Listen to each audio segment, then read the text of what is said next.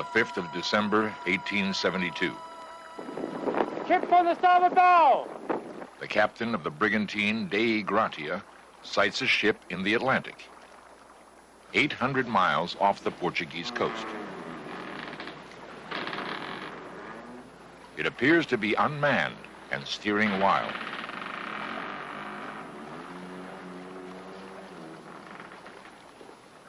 Ahoy there! Captain Briggs! Ahoy! Anyone aboard? The only reply is an eerie creaking. No one appears on deck. The ship is completely forsaken. What happened to the crew of the Mary Celeste is one of the enduring mysteries of the sea.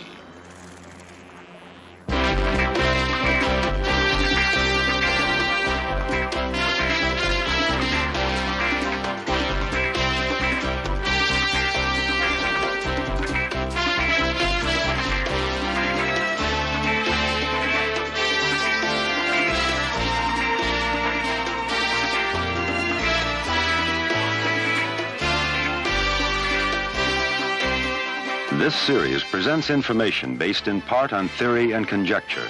The producer's purpose is to suggest some possible explanations, but not necessarily the only ones, to the mysteries we will examine.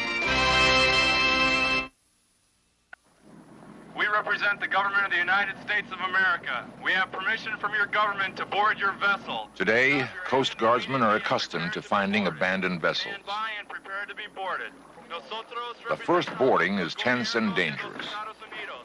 Nosotros tenemos el permiso de su gobierno a abordar su barco.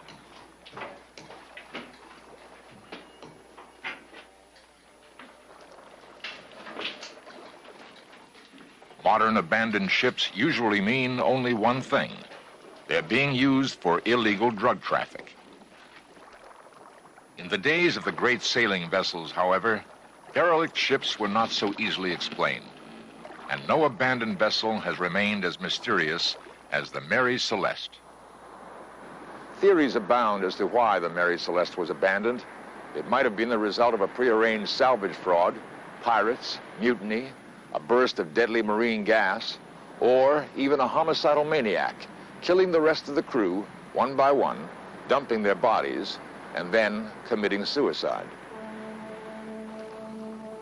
To try to unravel the web of intrigue surrounding the Mary Celeste, we must examine a reenactment of that fateful voyage in the winter of 1872.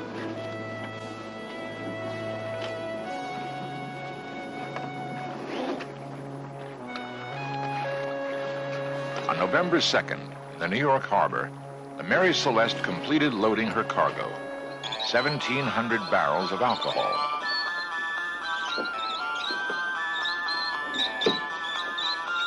During the loading, 2 of the kegs slipped, damaging the longboat so severely it was put ashore as useless.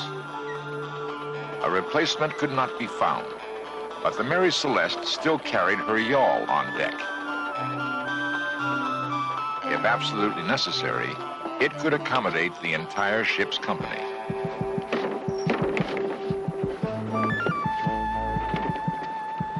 The master, Captain Benjamin Spooner Briggs, brought his wife Sarah and 2-year-old daughter Sophia on board for the voyage. In his final letter to his mother, he wrote, "It seems real home-like since Sarah and Sophia got here, and we enjoy our little quarters. Sophia has got over the bad cold she had when she came, and has a first-class appetite for hash and bread and butter. I think the voyage will do her lots of good. Our vessel is in beautiful trim, and I hope we shall have a fine passage." To this, Sarah added, "Benjamin thinks we've got a pretty peaceable crew this time all round, if they continue as they have begun."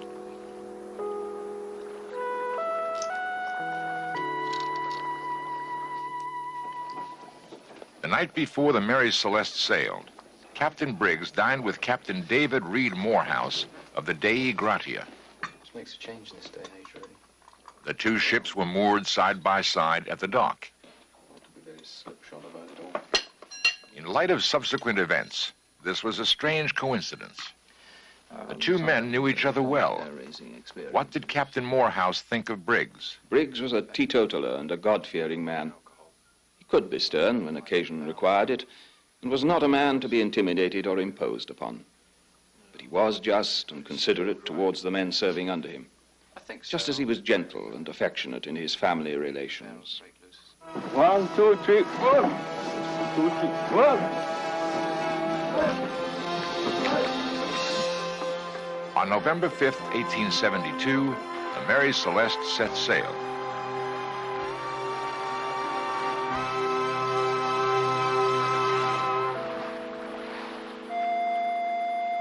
One month later, she was sighted by the Dei Gratia.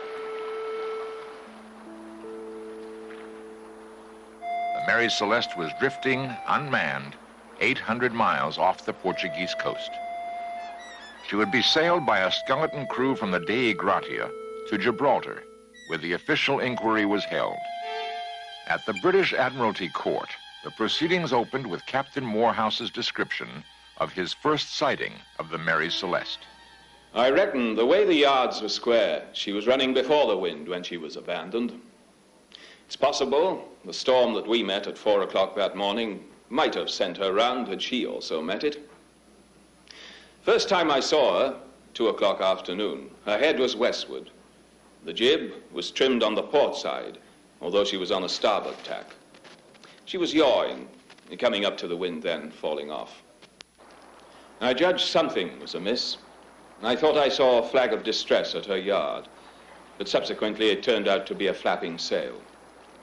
By 3 o'clock, we were about 350 yards off. I hailed her, but got no reply, and I couldn't see anyone on deck. So I sent Mr. Devereux, my second mate, over to board her, and in due course he signaled me to come over myself.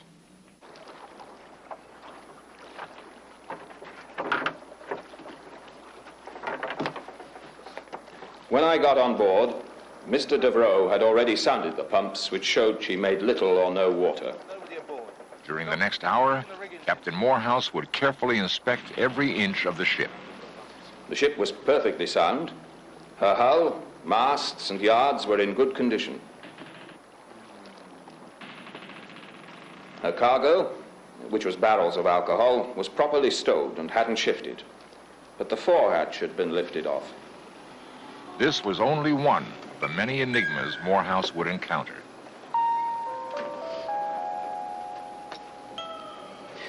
I came to the conclusion that she'd been left in a panic. The mainsail was lying loose, as if it had been run down. The lazarette hatch was also off, but there were plenty of provisions and water in there. Anybody below?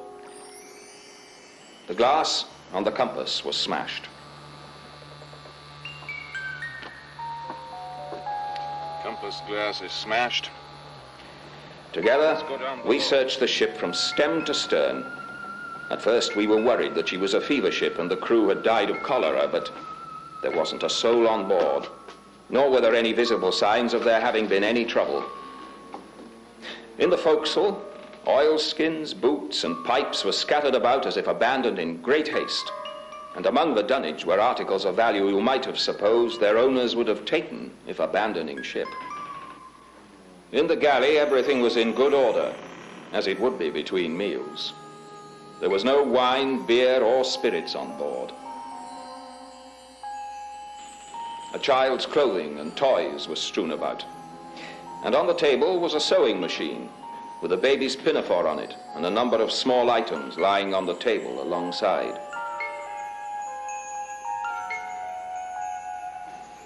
There were books and charts, but the chronometers and the ship's log were missing. The slate log had an unfinished letter beginning Fanny, my dear wife, Francis N.R., which I took to be the start of a message scribbled by the mate.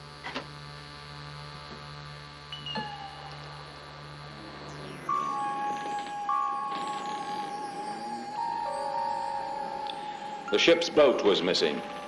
You could see where the boat had been lashed across the main hatch, but that was not the right place for her.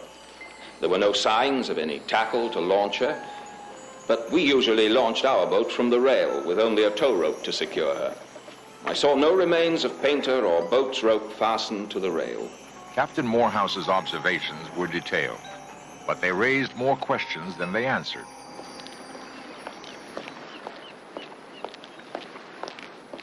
The man responsible for the official inquiry was Mr. Solly Flood, Her Majesty's Advocate General, proctor for the Queen in her Office of Admiralty, and a legal bloodhound.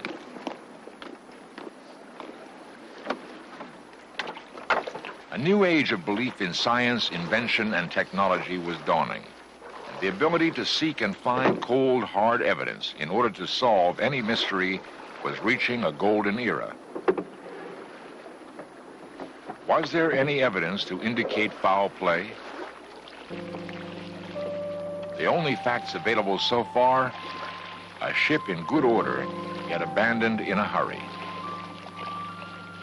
The investigation about to take place in Gibraltar would propel the Mary Celeste to her place as the most infamous abandoned ship in the history of the sea.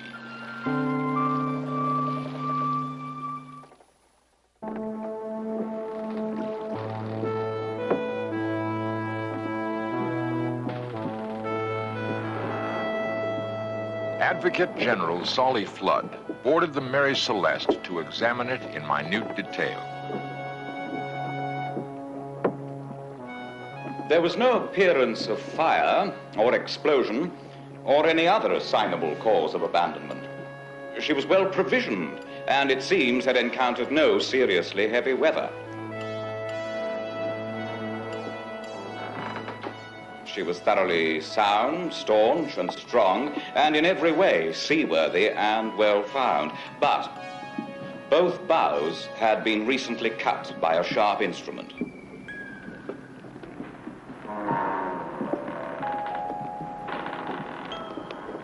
On the starboard topgallant rail, there were marks apparently of blood and a mark of a blow, apparently by a sharp axe.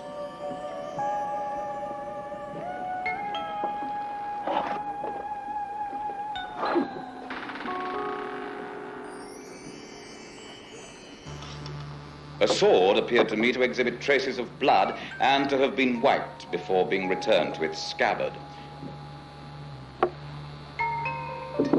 In the forehatch, a barrel, ostensibly of alcohol, appeared to have been tampered with.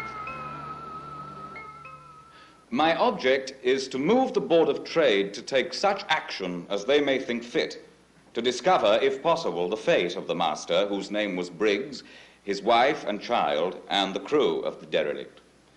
My own theory, or guess, is that the crew got at the alcohol and in the fury of drunkenness murdered the master and his wife and child and the chief mate, that they then damaged the bows of the vessel so as to give it the appearance of having struck on some rocks or suffered some collision, with a view to inducing the master of any vessel which might pick them up if they saw her at some distance, not to think her worth attempting to save. And that they did, sometime between the 25th of November and the 5th of December, escape on board some vessel bound for some South or North American port or the West Indies. Was this the real story? Mutiny and murder? The Advocate General was convinced he was on the trail of a sensational crime. Soon, the story spread to the newspapers of the world and began to read like a modern detective yarn. As the inquiry proceeded, however, it became increasingly evident that the Advocate General had let his imagination run wild. Flood was later found to be wrong on almost every statement he made. The forensic tests proved that the sinister, bloody sword was really an old bayonet used to mix paints, and the blood on the rail was only rust. The final results of the inquiry cleared Captain Morehouse and the Dei Gratia crew of piracy, and in fact, the Dei Gratia was awarded a portion of the salvage value. There, the story might have ended, but for an amazing discovery 30 years later. A A young apprentice sailor was sent ashore to collect some sand at St. Paul's Rocks, a tiny island in the middle of the South Atlantic. He found a skeleton propped in the shade of a rock.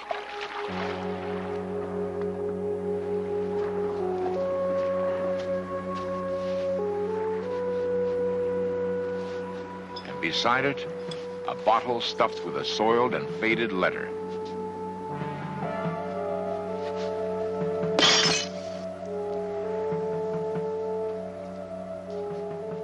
A letter which told an amazing tale. My ship struck these rocks at dawn 3 days ago. She sank immediately. Only I, of all her crew, reached the shore alive. I am dying of thirst. It has been a voyage of disaster. 3 deaths in 2 days.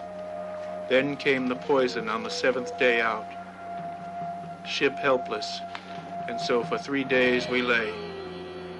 Knew we must ask assistance to take us to Gibraltar for crew. Early morning sighted small brig becalmed. Mate said, take her crew. Went aboard. Captain asked why we came. His wife and child were with him. We left no one on board. The brig was called Mary Celeste. Years later, this tragic letter was brought to public attention in the London Daily Express. Was this at last the real clue to the mystery of the Mary Celeste? If so, why did the young sailor wait 9 years to publish the letter? Many people doubt its authenticity. It is just one of the hundreds of theories proposed during the last century. There is a universal sailor's superstition about ships born unlucky. And the Mary Celeste lived up to that superstition. From all the evidence collected, In Search Of proposes a logical explanation. The Mary Celeste had been at sea for 8 days. The hatches had remained closed because at first the weather was stormy. Gradually, though, the cold November chill of New York gave way to the milder latitudes of the Azores. The cargo of alcohol was stored in barrels made of red oak, an extremely porous wood. At least 8 of the barrels leaked badly during the voyage. Battened down under the hatches, the fumes mingled with the foul air of the hold. Was a potentially explosive mixture of gas forming? Off the Azores, the wind dropped to a gentle breeze. Taking advantage of the calm weather, Briggs probably ordered the ventilation of the hold, which may have set off a fateful chain of events.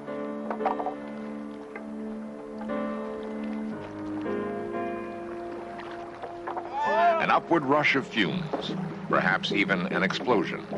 Then, steam, looking like smoke, poured out of the hatch. Abandon ship! Some of the men began to take in sail. Convinced that the ship was about to blow up, Briggs ordered the boat lowered. A sailor broke out a coil of rope as a tow line from the lazarette. Someone grabbed some tins of preserved meat. Briggs snatched up his chronometer and any of the ship's papers he could quickly lay his hands on. Feeling certain that time was of the essence, he urgently herded his family and crew to the yawl.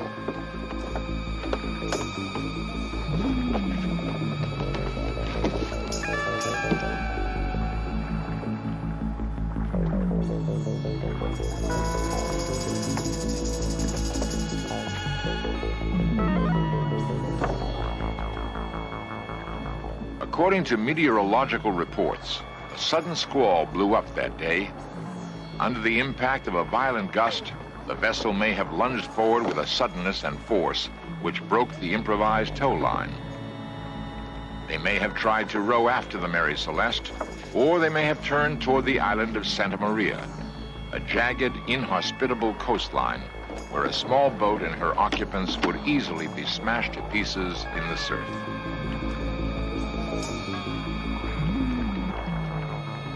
The wind shifted, however, so it seems more probable that the small boat was blown southeast, away from the island and out into the vast reaches of the Atlantic, to disappear forever. When the Mary Celeste was found on December 5th, the last entry on her log slate was for the morning of November 25th, 11 days earlier. This entry put the Mary Celeste 6 miles north of the island of Santa Maria in the Azores. With the set of her sails, and with no one at her helm, her natural course would be roughly at right angles to the wind. This presumably was how, over the 10 days, she covered the 750 miles between the last entry in the log and the position where she was first sighted by the Dei Grati. What has been reenacted seems to be the most likely explanation. But whatever the cause of the panic, Captain Morehouse was certain of one thing. Captain Briggs bore the highest character for seamanship and correctness, and would not, I think, desert his ship except to save his life. The Mary Celeste became a marked ship. Sailors being superstitious, no one wanted to own her, sail her, or have anything to do with her. She was sold and resold rapidly at well below her commercial value. 13 years after the events we have described, she was deliberately wrecked by her owners in a failed insurance fraud scheme. On Rochelle's Reef off Haiti, she quickly broke up. And today, there is no more trace of her than there is of Captain Briggs and his crew of that fateful voyage of 1872.